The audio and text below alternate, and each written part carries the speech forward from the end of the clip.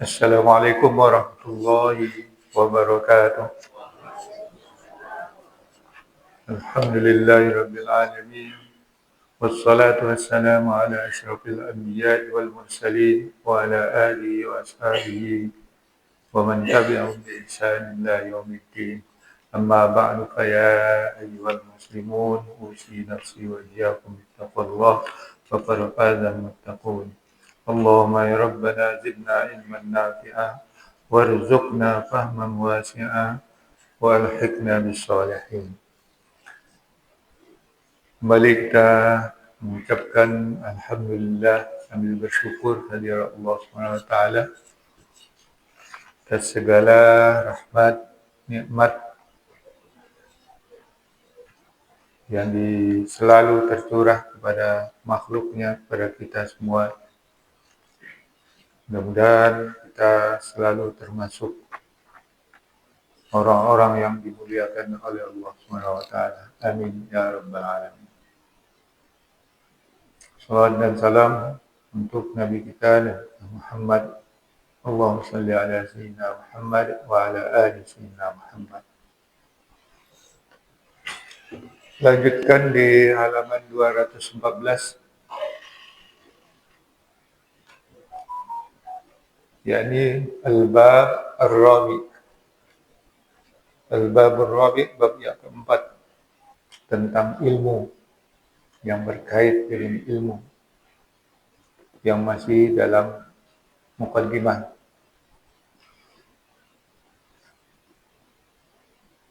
Bismillahirrahmanirrahim. Qala al-Imam Abu Hamid Al-Ghazali rahimahullahu ta'ala wa nafa'a bi'ulumihi. Al-bab ar-rabi fi sababi iqbalil khalqi ala ilmil khilaf wa tafsili afatil munazarati wal jadal wa syuruti ibahatiha. Bab sebab menghadapnya manusia khalayak kepada ilmu al-khilaf, ilmu tentang khilafiyah, wa tafsil dan rincian bahaya atau penyakit bahaya al-munazarah, yaitu perdebatan, wal jadal dan pertengkaran, dan syarat-syarat kebolehannya. Jadi di masa Imam Al-Ghazali itu marak ilmu tentang khilafiyah dengan menggunakan retorika sofisme, seperti yang sudah saya jelaskan. Ya'lam annal khilafata ba'da Rasulillah sallallahu alaihi wasallam tawallaha al-khulafa'ur rasyidun al-mahdiyyun. Ketahuilah bahwa sesungguhnya khilafah setelah Rasulullah sallallahu alaihi wasallam dipimpin oleh para khulafa'ur rasyidun al-mahdiyyun. Khulafa'ur rasyidun yang mendapat bimbingan dari Allah SWT. Wa kanu a'immatan ulama'a billahi ta'ala fuqaha'a fi ahkami wa kanu mustaqillina bil fatawi fil aqdiyah. Dan mereka, yaitu para khulafa'ur rasyidun, itu adalah imam-imam, para imam yang sangat alim terhadap Allah Subhanahu wa taala. Paham fuqaha, dan yang sangat faqih atau paham dalam hukum-hukumnya, hukum-hukum Allah itu. Wa kanu mustaqillina bil fatawi fil aqdiyah. Dan mereka mendiri dengan fatwa-fatwa tentang hukum-hukum. fakanu la yasta'inuna bil fuqaha illa nadiran fi waqa'i'a la yastaqni fiha 'anil musyawarah. Maka mereka tidak memerlukan atau tidak minta tolong, tidak bantu kepada para fuqaha illa nadiran, kecuali jarang sekali dalam peristiwa-peristiwa yang memerlukan musyawarah. Ya. Fataghfarral ulama li ilmil akhirah. Ya. Maka para ulama itu mengosongkan dirinya untuk apa? Untuk ilmu akhirah. Semata untuk ilmu akhirah. Watajarradu laha, dan mereka berkonsentrasi kepadanya. Wa kanu yatadafa'una al-fatawi, dan mereka saling menolak untuk berfatwa. Wa ma yata'allaqu bi ahkamil khalqi minad dunya, dan apa yang terkait dengan hukum-hukum khalayak, hukum-hukum publik dari dunia. Wa aqbalu 'ala Allah Ta'ala bikunhi ijtihadihim kama nukila min siyarihim, dan mereka menghadap kepada Allah SWT dengan sebenar-benar kesungguhan mereka, kama sebagaimana diriwayatkan dari karir atau sejarah mereka, dari biografi mereka. Falamma afdatil khilafah ba'dahum ila aqwamin tawallawha bighairi istihqaq wala istiqlali bi'ilmil fatawi wal ahkam, ittaru ila al-isti'anah bil fuqaha. Maka tatkala lewatlah masa khilafah setelah mereka, apabila diserahkan khilafah itu setelah mereka kepada kaum-kaum yang memimpinnya atau yang menguasainya bighairi istihqaq, dengan tanpa memiliki hak dan tidak juga mandiri dengan ilmu fatwa dan hukum-hukum dan pemerintahan, ittaru ila isti'anati bil fuqaha, maka mereka terpaksa minta tolong kepada para fuqaha, pada ahli fikih. Wa illa istishabihim fi jami'i ahwalihim listifta'im fi majari ahkamihim, dan mereka terpaksa membersamakan atau menyertai mereka pada segala ihwal mereka untuk memberikan fatwa mereka dalam pelaksanaan pemerintahan mereka. Wa kana qad baqiya min ulama'it tabi'in man huwa mustamirrun ala tirazil awal wa mulazimun safwaddin wa muwazibun ala samti ulama'is salaf. Dan sungguh tersisa daripada ulama-ulama tabi'in yang tetap selalu pada model yang pertama tadi, pada model sahabat tadi, yaitu yang tidak tergoda, yang berfatwa secara mandiri dan tidak tergoda kepada hal-hal yang bersifat kekuasaan, dan konsisten membersihkan agama. Ya. Wa mulazim, dan memastikan diri mereka dalam kesucian agama. Wa muwazibun ala samti ulama salaf, dan mereka konsisten dalam jalan ulama salaf. Ya.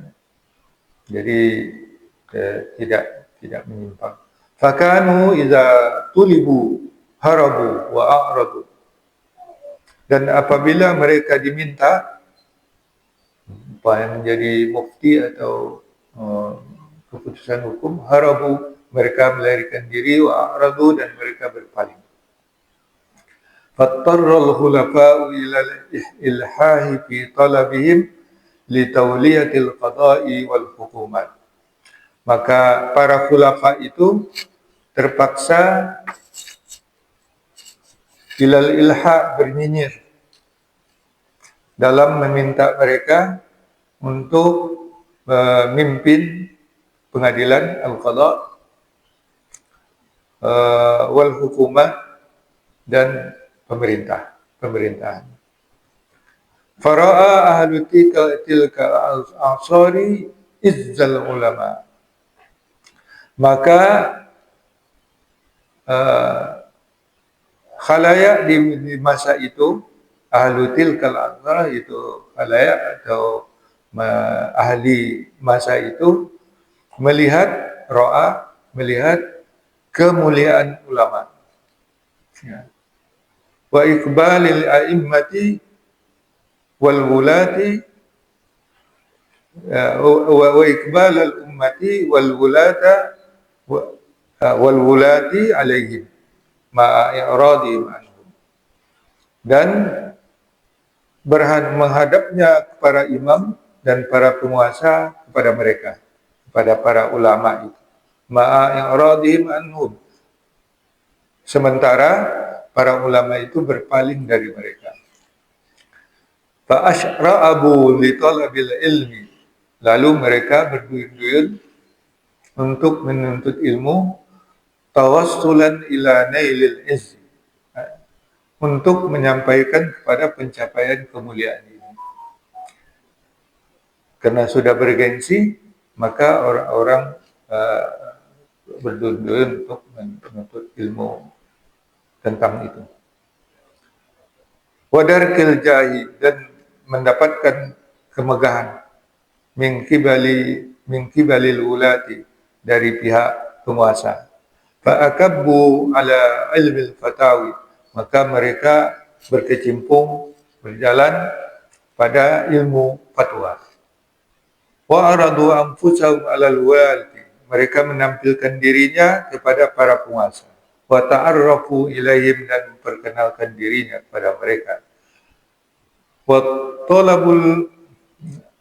talabul wilayati wassilati minhum, dan mereka mencari penguasa wilayah, kekuasaan dan hubungan atau komunikasi dari mereka. Wa minhum man hurima wa minhum man anjaha, di antara mereka ada yang gagal, tidak dapat. Wa minhum man anjaha, dan di antara mereka ada yang sukses. Wal munjihu lam yakhlu min dhullit talabi wa mahanatil ibtizali, dan yang sukses itu tidak sepi daripada kehinaan meminta dan kehinaan merendahkan diri. Fa asbahal fuqaha'u ba'da an kanu matlubina talibina, maka jadilah para fuqaha itu setelah mereka diperlukan atau dicari, menjadi mencari.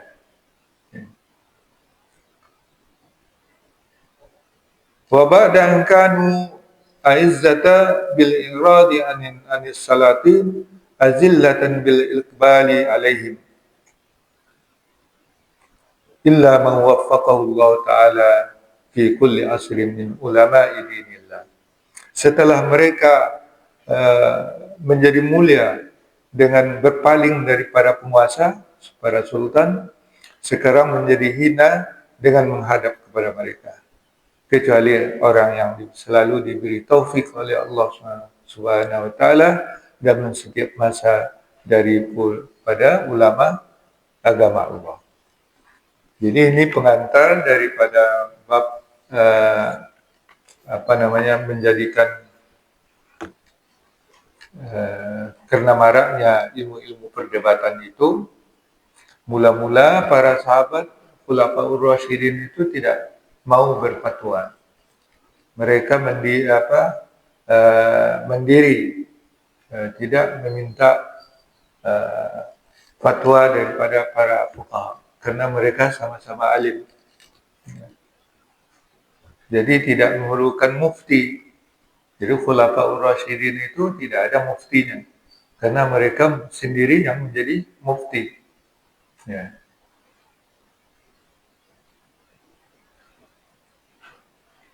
Tidak memerlukan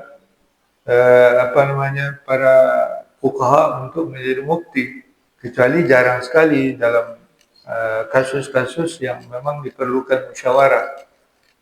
Lalu mereka berkonsentrasi untuk dengan ilmu akhirat. Dan mereka kalau ada orang yang minta fatwa, mereka menolak, saling menolak. Tidak mau langsung. Seperti itu kondisi yang awalnya. Setelah khilafahnya dikuasai oleh kaum-kaum yang tidak memiliki hak keilmuan, dan tidak memiliki hak keilmuan, dan mereka tidak mendiri, tidak paham tentang hal ihwal pemerintahan dan fatwa-fatwanya. Lalu itulah diperlukan para fuqaha ini, dan diangkatlah mufti-mufti untuk memberikan fatwa, dan mereka selalu berdampingan dengan para mufti, terutama untuk memberikan justifikasi terhadap kebijakan-kebijakannya.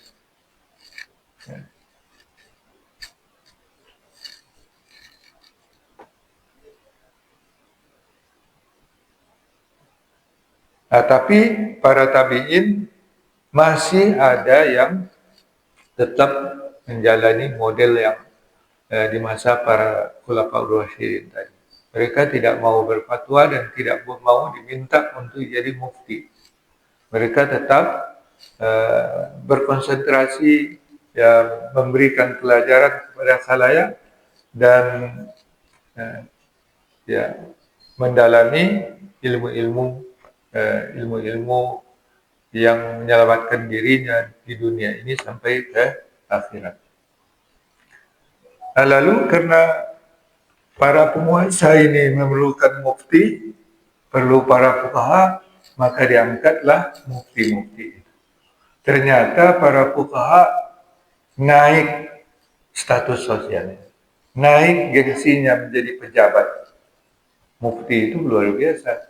Jadi mendampingi penguasa terus. Nah, karena itu orang pun berlomba-lomba untuk menuntut ilmu tentang masalah-masalah fikih dan khilafiyah. Nah, itulah munculnya, maraknya bagaimana orang-orang tertarik dan ingin mendapatkan kemegahan, ketenaran, kemuliaan, karena dia akan diangkat menjadi mufti di istana, menjadi orang istana.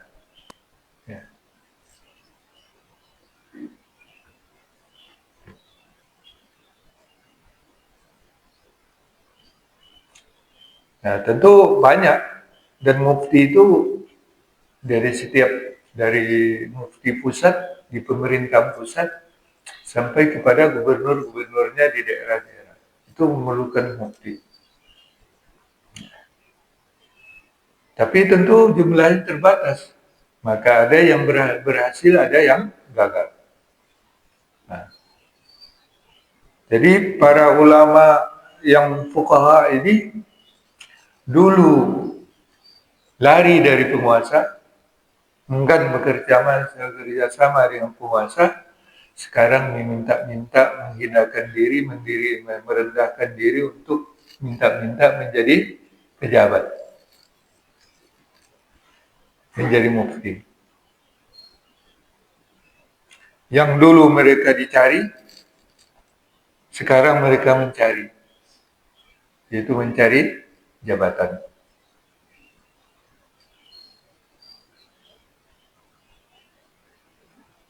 Ya. Nah, itulah umumnya yang terjadi di masa itu, kecuali yang tetap konsisten menjalani apa namanya manhaj salaf yang sudah disebutkan itu.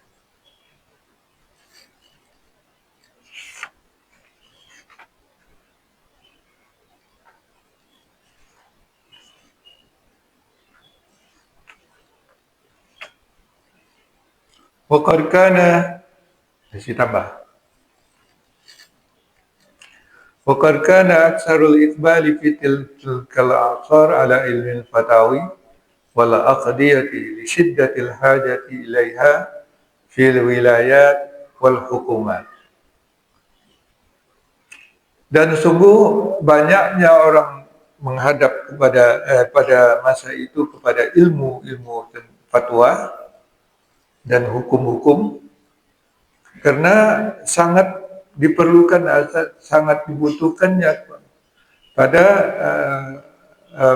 pemerintah, pada kekuasaan dan pemerintahan. Summa dhahara ba'dahu minas suduri wal umara man yasma'u maqalatin nas fi qawaidil aqaid. Ya. Kemudian setelah mereka itu lahir pula lah dari awal dan para umara, pemerintah, orang yang mendengarkan wacana-wacana manusia dalam kaidah-kaidah akidah.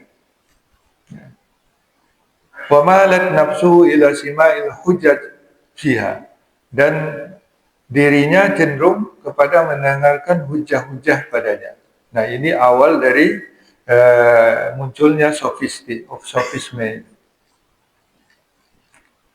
Fa'alimat raghbatahu ilal munazarah wal mujadalah fil kalam.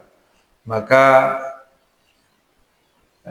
muncullah keinginannya untuk berdebat dan berdiskusi dan berdebat pada ilmu kalam.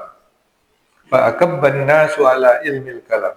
Lalu manusia terjerumus tercemplung kepada ilmu kalam. Wa aksaru fihi tasani, dan banyak padanya karangan-karangan, buku-buku tentang mujadalah ilmu kalam, perdebatan ilmu kalam. Warattabu fihi turuqal mujadalat, dan mereka menyusun padanya metode-metode perdebatan. Itu yang kita sebut sofisme itu tadi, ya, ilmu tentang retorika berdebat, ya, yang tujuannya menang debat. Jadi bukan menampilkan kebenaran, tapi tujuannya menang debat. Apapun alasannya, gunakan retorika meskipun berbohong. Nah, itu mulai itu. Wastakhraju fununal munaqadat fil maqalat. Dan mereka menyarikan funun, ya, spesial fan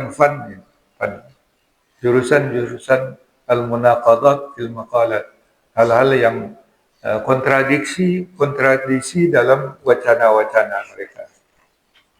Wa za'amu anna gharadahum az-zabbu an dinillah wan nidali an sunnah. Dan mereka menyangka bahwa usaha mereka itu, tujuan mereka itu adalah mempertahankan agama Allah dan memperjuangkan sunnah. dan membasmi bid'ah. Kama za'ama min qablihim an nagharahum bil istighalil fatawi ad-din. Sebagaimana yang mengira orang sebelumnya bahwa tujuan mereka sibuk dengan fatwa adalah agama, tujuan agama. Padahal itu hanya tujuannya untuk mendapatkan jabatan. Wa taqallud ahkamil muslimin, dan agama dan bergelut atau mengikuti hukum-hukum kaum muslimin, pemerintahan kaum muslimin. Isfaqan ala khalqillah wa nasihatan lahum, karena simpati kepada khalayak makhluk Allah dan nasihat, memberikan pelajaran kepada mereka. Ya, itulah awal dari munculnya sofisme tentang dalam agama ini. Ya. Sehingga maraklah ilmu-ilmu tentang khilafiyah itu dengan segala perdebatannya. Ya, orang sibuk berdebat terus. Ya, mungkin kayak sekarang juga seperti itu, orang sibuk berdebat. Ya. Sementara orang lain sudah bisa menciptakan matahari. Kalau kita masih sibuk berdebat. Ya. Wallahu a'lam. Sampai situ saja. Ya. Kalau kita baca sejarah Islam yang diawali dengan khilafah. Kemudian dilanjut dengan khalifah Bani Umayyah. Tumbang Bani Umayyah itu abad Abbasiyah. Kemudian tumbang Abbasiyah kan dijajah oleh Abbasiyah.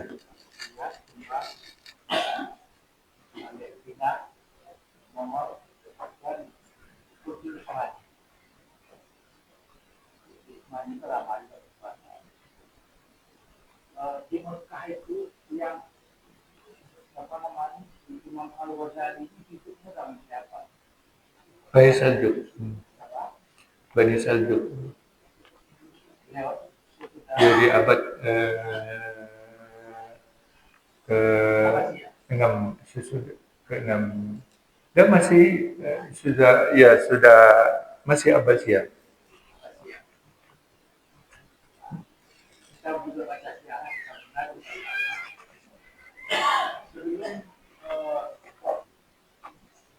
si Abdul Wahab untuk merdekakan Saudi itu, kalau saya salah baca itu pada tahun 1912 dari 1824 itu mazhabnya 4 benar. Sampai ini bisa Nabi, bisa Maliki, dan bisa Ahmad.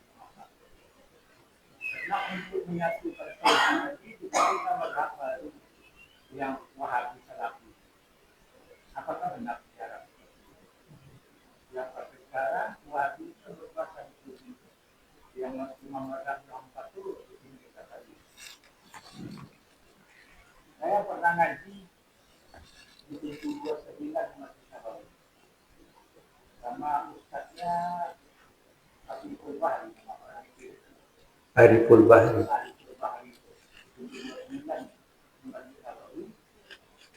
Itu saya belajar ngaji sama dia sama-sama orang dari Malaysia,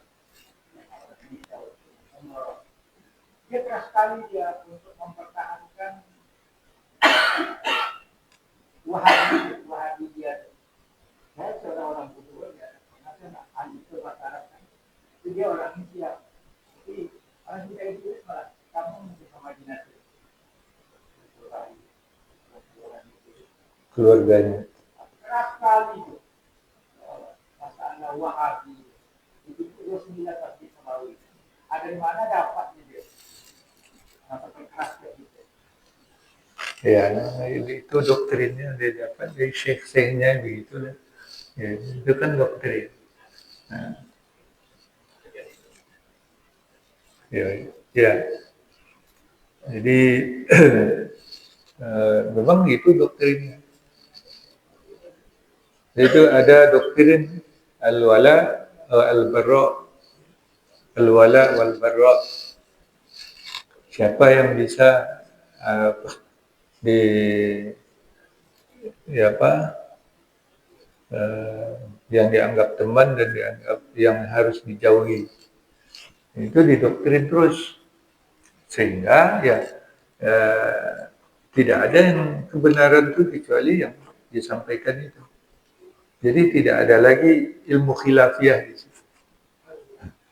Ya, kalau di masa lalu khilafiyah itu telah terjadi, cuma orang mempertahankan sejauh argumennya yang ada, dalil-dalil yang ada. Ya, sejauh argumennya sah dari Al-Quran dan Sunnah, ya orang tidak mempersoalkan. Ya. Kalau sekarang enggak, kalau enggak ini itu salah. Ya, seperti itu. Jadi tidak ada lagi ingin artinya ingin Islam itu menjadi satu saja, yang lain tidak ada. Jadi itu uh, karena memang katanya Islam itu satu dari masa Rasulullah SAW satu. Tetapi perbedaan pendapat tidak bisa dihindarkan. Para sahabat sudah memulai perbedaan pendapat, tidak satu dia. Jadi perbedaan pendapat itu biasa dan lumrah dalam makhluk manusia ini. Karena kata orang kepala sama hitam ya, berambut hitam, tapi yang di dalam kepala itu bisa berbeda-beda. Nah itu sudah dinyatakan bahwa masalah-masalah khilafiyah itu sudah fakta, tidak bisa dihindari, sudah terjadi. Gimana? Tidak bisa dikembalikan. Kalau ada yang ingin menyatukan pemahaman itu, yaitu apa namanya, angan-angan saja. Karena orang punya alasan sendiri, hujah sendiri, ya, yang masing-masing yakin dengan dalil dan hujah. Nah itulah yang dipegang dalam prinsip sebelum kekuasaan Saudi dari 1924 sebelum 1924. Jadi diakomodir semua mazhab yang 4 itu. Ada imamnya yang bermazhab Imam Abu Hanifah. Maka dia ketika menjadi imam, dia salat membawa jemaah dalam mazhab Imam Abu Hanifah. Ya jemaah, karena 4 mazhab itu dianggap sah, ya boleh pindah mazhab. Ketika imamnya mazhab Imam Abu Hanifah, ya kita salat, jemaahnya juga salat dan beribadat dengan mazhab Imam Abu Hanifah. Kemudian demikian juga imam-imam yang lain. Nah, ketika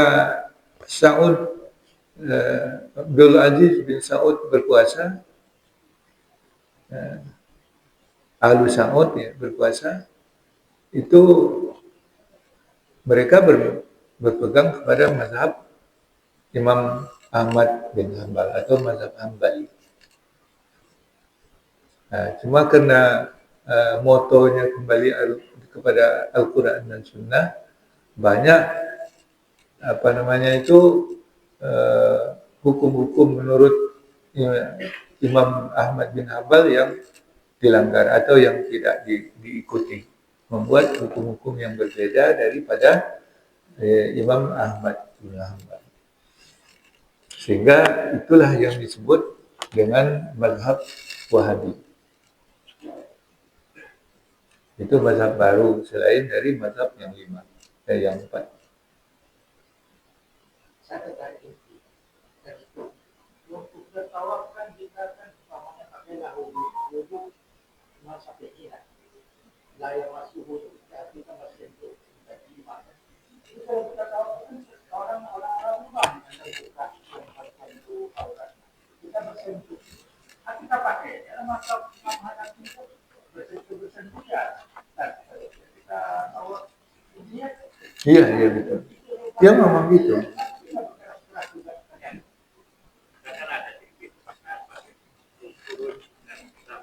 Iya. Ya.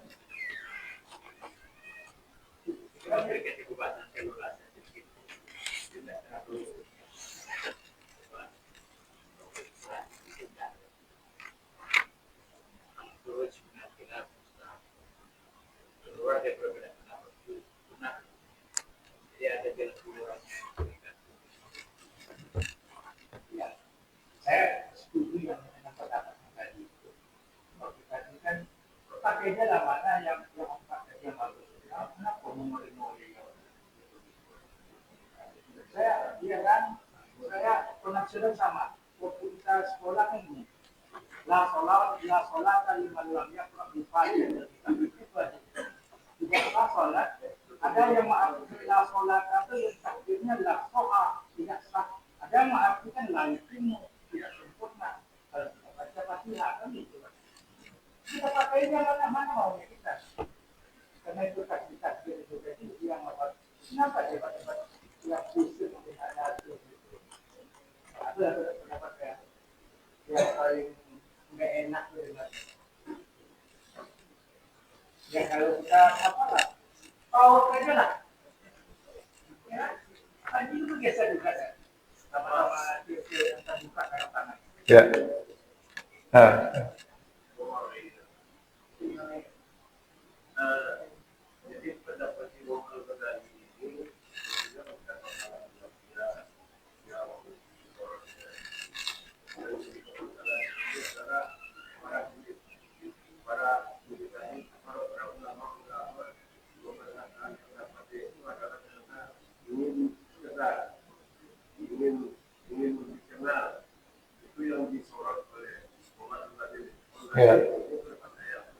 Ya. kemudian kalau kita semakin hari semakin berkembang dunia ini banyak permasalahan itu tidak ditetapkan di dalam Islam, di dalam program seperti kami di pengadilan, di dalam hukum keluarga ada hukum tidak ada gambaran pengadilan sunnah. Contoh masalah harta bersama, harta pendapat harta ekonomi. Jadi juga ada dalam waris, ada istilah untuk ahli waris pengganti. Di dalam itu tidak ada ahli waris pengganti. Sekarang yang menjadi permasalahan itu, kalau diserahkan ke masyarakat umum, masyarakat saja, para ulama-ulama akan terjadi perbedaan pendapat, sehingga masyarakat muslim mana yang diikuti. Oleh karena itu, saya kira pendapat siapa yang disampaikan itu dia dalam apabila terjadi. Iya, jadi kompilasi hukum Islam itu sudah ketetapan negara. Jadi menjadi acuan dari pengadilan agama. Itu sudah ditetapkan oleh pemerintah.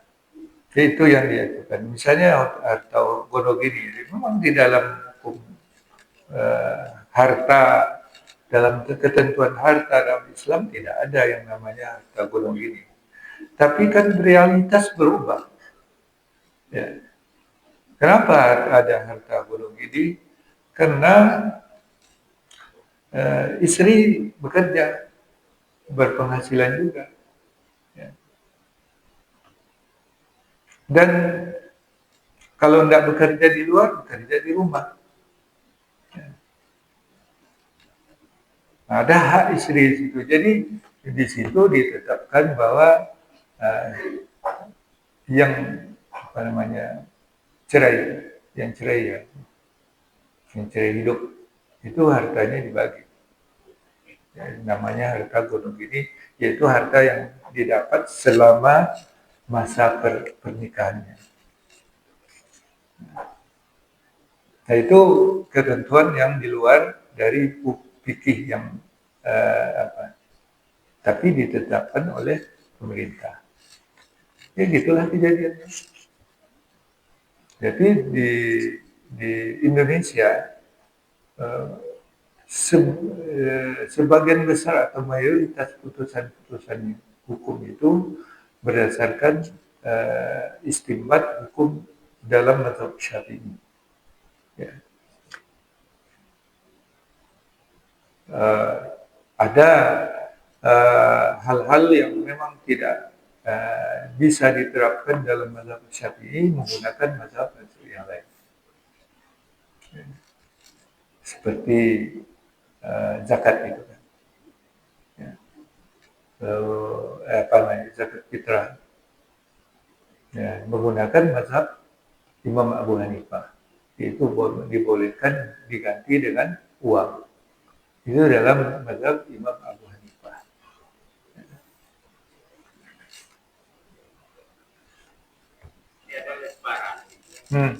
Ayat itu katanya tak untuk tak logis. Artinya kan laki-laki itu perempuan itu sama baginya. Dan itu kan sudah disebutkan di agama itu hari itu kan. Ya. Nah, itu sampai seperti itu berubah itu kan jadi kan. Dia prinsip. Laki dua kali perempuan itu kan adil itu ya. Prinsipnya dulu sistem kekeluargaan itu laki-laki itu yang penanggung jawab. Dan itu tidak boleh diubah. Kalau laki-laki tidak menjadi penanggung jawab di rumahnya, itu pasti ada masalah. Dan tidak akan lama masuk ke nasir, minta cerai. Nah itu kan sudah ketentuan dari Allah SWT, karena dia penanggung jawab, maka laki-laki itu mendapat 2 kali bagian. Jadi suaminya mendapat 2 waris, dia kan akan dapat juga perempuan ini deh. Untuk keluarganya juga. Hak dia, harta dia yang dapat dari waris oleh seorang laki-laki akan digunakan juga untuk keluarganya. Tentu istrinya dapat juga. Jadi, walaupun istri ini mendapat pula harta warisan itu separuh dari laki-laki, tapi dia tidak dapat lagi dari sudah ada tambahannya dari suaminya yang dapat dari suaminya. Jadi sistemnya. Jadi orang yang ingin mengubah pembagian itu satu banding satu. Kalau Al-Quran kan 1:2. Ya. 1 untuk perempuan, 2 bagian untuk laki-laki. Ya. Karena apa katanya? Laki-laki dan perempuan sekarang sama, katanya. Uang kuliahnya sama. Kalau beda, misalnya uang kuliah perempuan separuh gitu. Separuh dari laki-laki itu boleh juga. Tapi keperluan orang perempuan itu lebih banyak. Uang kuliah sama, keperluan hidupnya lebih banyak. Kenapa harus dibedakan? Kan itu kan pikirannya.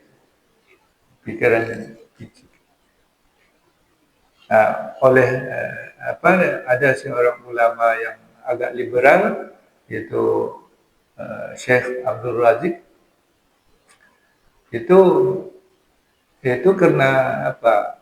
Karena sistem kekeluargaan di masa Nabi itu ya seperti itu. Sekarang kan udah beda. Al-Quran itu tujuannya menegakkan keadilan.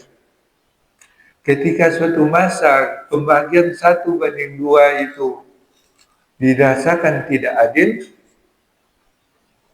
apakah kita akan menerapkan nas atau teksnya, tapi dengan memelihara rasa ketidakadilan itu? Atau kita bagi seperti keperasaan keadilan sama sekali, bagi 1:1, dan kita tetap menegakkan apa yang tujuan Al-Quran itu, yaitu menegakkan keadilan. Mana yang bagus? Kita teruskan pembagian sebagaimana nas, tetapi tujuan Al-Quran menegakkan keadilan tidak tercapai. Karena tidak merasa adil, perempuan mendapat separuh dari laki-laki. Ya. Atau kita menegakkan keadilan sesuai dengan tujuan ayat Al-Quran itu, tapi mengubah bagiannya menjadi satu persatu.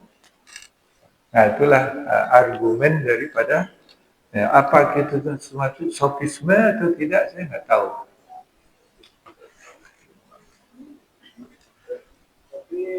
Retorika. Nah.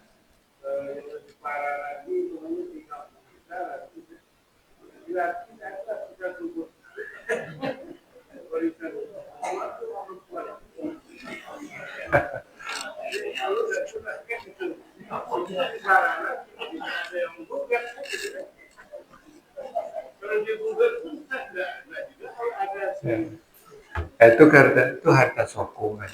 Harta soko itu kan memang ke perempuan perginya. Itu di hukum adat seperti itu. Harta soko itu bukan milik pribadi. Dia milik keluarga nenek moyangnya. Jadi haknya hak pakai. Karena itu tidak dibagi. Hak pengelolanya di pihak perempuan. Itu harta soko. Tapi harta yang kusoko, harta yang didapat oleh orang tuanya dibagi. Adapun sekarang, kalau kita ingin menegakkan hukum Allah itu, bagi harta itu sesuai menurut hukum faraid. Tetapi kalau kita mau berdamai dengan saudara-saudara, setelah dibagi, mau adil, silakan yang pihak laki-laki bersedekah kepada saudara perempuannya. Bagi sama rata. Setelah itu jalan keluar. Artinya jalan damai. Tapi mestinya ditentukan bagiannya dulu sesuai menurut faraid. Nah, jalannya laki-laki bersedekah kepada saudaranya yang perempuan dengan membagi sama rata setelah itu. Itu tidak masalah. Pahalanya besar juga bersedekah kepada saudara kita. Ya kalau tidak perlu kita saling bunuh-bunuh seperti di di kampung Kampar Utara itu, desa Sendayan. Mana desa Sendayan? Hah? Iya sawah. Nah, itu karena pembagian waris saling bunuh, adik-beradik, kau bunuh.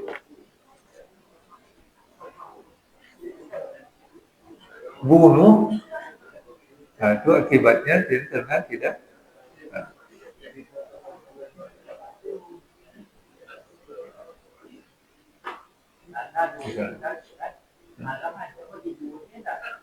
Ya, karena sudah siang, saya cukupkan. Ya, mudah-mudahan ya dapat ada manfaatnya yang kita baca ini, dan kita berdoa selalu dalam hidayah yang lindungan Allah SWT.